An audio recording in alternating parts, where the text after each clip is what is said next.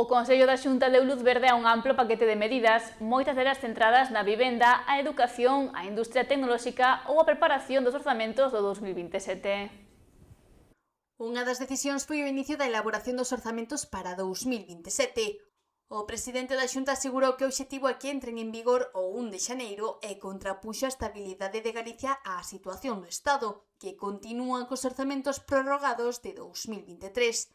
As novas contas priorizan o reforzo da sanidade, a educación, a dependencia, a vivenda e o impulso do Xacobeo 2027. Os orzamentos son a ferramenta básica para que calquera goberno poida gobernar. Eu teño dito moitas veces, non concibiría poder facer unha labor de goberno sin dispoñer dunhos orzamentos. Por lo tanto, iniciamos un ano máis o camiño para aprobar en tempo e forma os orzamentos para o ano 2027 co obxectivo de que entren en vigor o 1 de xaneiro deste ano.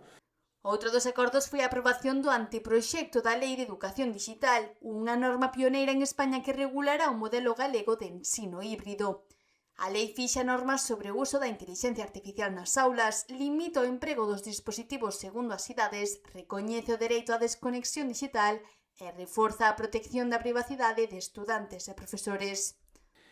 Imos ser a primeira comunidade autónoma en regular por lei, polo tanto, o uso da intelixencia artificial no ensino, un dos contidos desta lei, e tamén o dereito, regulado por lei, garantido por lei, á desconexión digital do alumnado. Foi unha lei con moitísima participación, moitísimas achegas, 900. De todos os proxectos de lei tramitados pola Xunta de Galicia, este foi o que recibiu máis achegas, 900, máis de 900 achegas durante o período de exposición pública. Isto dá a mostra do interese de todo o que regula esta lei. En materia de educación tamén anunciaron a prorrogación de matrículas gratuitas no eido universitario e nas ensinanzas artísticas superiores, unha medida que no último ano favoreceu a case 28.000 alumnos, acadando un aforro total de cerca de 20 millóns de euros. Acordamos prorrogar, e xa é o terceiro ano, a matrícula gratuita nas carreiras universitarias e nas ensinanzas artísticas superiores, como saben, para os alunos de primeiro curso, gratuidade total, e nos seguintes, para os que vayan aprobando unha porcentaxe de asignaturas segundo os estudos de que se trate.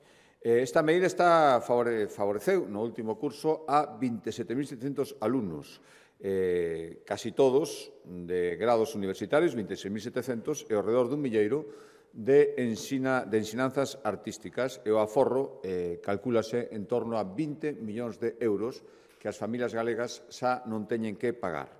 No eido económico, a Xunta aprobou tamén o Plan Director da Industria TIC 2026-2028, que mobilizará preto de 62 millóns de euros para impulsar a competitividade do sector, crear emprego de calidade e apoiar proxectos vinculados á intelixencia artificial e ás tecnoloxías cuánticas. Todo co obxectivo de consolidar Galicia como referente europeo na digitalización. Máis de 3.000 empresas, 240 startups, 4.000 millóns de euros ao ano facturan as empresas do sector TIC en Galicia. Hoxe, como decía, aprobamos o Plan Director da Industria das TIC, que vai ser a folla de ruta de aquí ata o ano 2028, vixencia de 3 anos, e co que vanse mobilizar máis de 60 millóns de euros. Queremos que sexa, como decía, a folla de ruta para mellorar a competitividade das empresas TIC, xerar un emprego de cada vez máis calidade, e xa de moita calidade neste sector, e facer fronte aos retos deste sector, que